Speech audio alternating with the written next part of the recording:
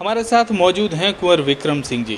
विक्रम सिंह जी, मध्य प्रदेश की सियासत में एक आपका अपना नाम है। विधानसभा के दौरान एक प्रदर्शन आपका जब हम देखते हैं, सवाल लगाने से लेकर जवाब निकालने तक की जो ताकत आपके अंदर नज़र आती है, क्या उसी ताकत के साथ कांग्रेस विधायक होते हुए क्षेत्र में विकास करा पा रहे हैं?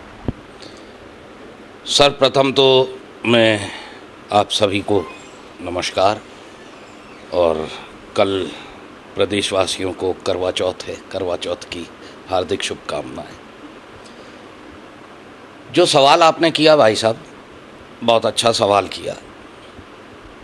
मेरे विधानसभा क्षेत्र में छतरपुर ज़िले में मैं इकलौता विधायक हूं कांग्रेस पार्टी का, और जो विकास कार्यों के लिए तत्परता से कार्य होने चाहिए उसमें थोड़ा सा हीला बहानी होती है अधिकारियों की तरफ से, परंतु उसको परस्यू करके उस काम को हम लोग करवाते हैं।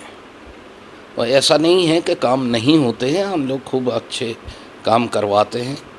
इंफ्रास्ट्रक्चर डेवलपमेंट, हेल्थ वाइज, हाँ, और शिक्षा के क्षेत्र में ये जो प्राथमिकताएं एक जनप्रतिनिधि की होती है, मूलभूत सुविधाओं से लेकर के और स्वास्थ्य तक की, कनेक्टिविटी तक की, ये काम हम लोग बखूबी कराना जानते हैं और करवाते हैं। उल्लेखनीय कार्यों की बात करें विक्रम जी, तो क्या कौन कौन से उल्लेखनीय कार्य इस 3.5 साल में हुए हैं? इस बार की अगर बात कर लें, इन 3.5 सालों में उल्लेखनीय प्रोजेक्ट क्या क्या रहे आपके विधानसभा क्षेत्र के? सर्वप्रथम तो मेरे विधानसभा क्षेत्र राजनगर में जो शासकीय उच्चतर स्नातक उत्तर विद्यालय महाविद्यालय स्थापित हुआ है, हाँ, वो मतलब मैं प्राथमिकता की दृष्टि पे उसको लूँगा।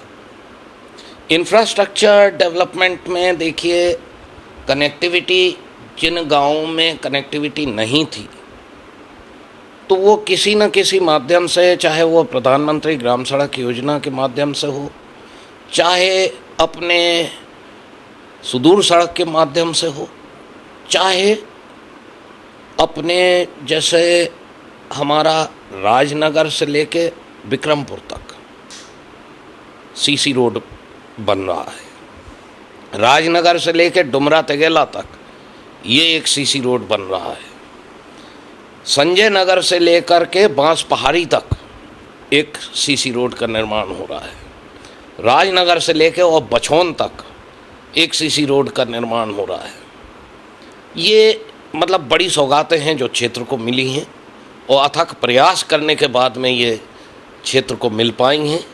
मेरा ऐसा सोचना है कि यदि ये डेवलपमेंट जो हो रहा है मेरे विधानसभा क्षेत्र में ये नहीं हो पाता तो मैं ये कह सकता था, स्वयं ये कह सकता था कि मैं जनता की नज़रों में और जनता के बीच में, हाँ, दोबारा फिर जाने लायक नहीं रहूँगा।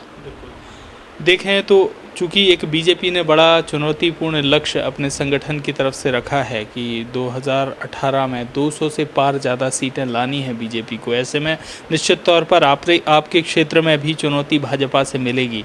क्या आपको लगता है कि उस चुनौती से आपका जो संगठन है, ख़ासतौर से आपके राजनगर क्षेत्र का कांग्रेस संगठन है, वो निपट पाएगा? बखूबी निपट पाएंगे। जो प्रश्न आपने किया है, प्रश्न बहुत अच्छा प्रश्न है, और ये बात बिल्कुल हकीकत है कि मंडल स्तर से लेके और पोलिंग बूथ तक भाजपा की जो रणनीति है वो एक चुनौतीपूर्ण रणनीति है। उसका हम लोग सामना करेंगे और अच्छी तरह से उसको सामना कर कर, जो रणनीति बनाई जाएगी वो अपने हिसाब से उसको बना करके उसको, उनके मंसूबों को हम लोग पानी फेरेंगे, ये निश्चित बात है। कांग्रेस संगठन के चुनाव का ये समय है, एक प्रदेश स्तर पर एक हलचल भी है कि नाम सिंधिया जी का प्रोजेक्ट हो सकता है, स्टार कैंपेनर उन्हें बनाया जा सकता है, यानी कि 2018 का चेहरा उनको बनाया जा सकता है। आपको क्या लगता है कितना लाभ नाम घोषित करने का या चेहरा सामने रखने का और सिंधिया जी का चेहरा सामने रखने का मिलेगा? आज मध्य प्रदेश के युवा वर्ग में और मध्य प्रदेश के किसान वर्ग में और मध्य प्रदेश में चाहे जहाँ भी आप चले जाएं और सवाल करें तो आम जनमानस की भावना यही है कि 15 साल बीजेपी के शासन को हो गए और इस 15 साल में जो दुर्दशा प्रदेश के लोगों की हुई है, चाहे आप देखें कि एक लॉ एंड ऑर्डर सिचुएशन पे बात करी जाए तो लॉ एंड ऑर्डर सिचुएशन से मैं सबसे पहले तो ये कहना चाहूँगा कि कांग्रेस के शासनकाल में कभी भी ऐसा नहीं हुआ कि एक अगर गांव 3000 की आबादी वाला है तो वहाँ पे 5 जगह इलीगल शराब की दुकानें रखी हुई हैं।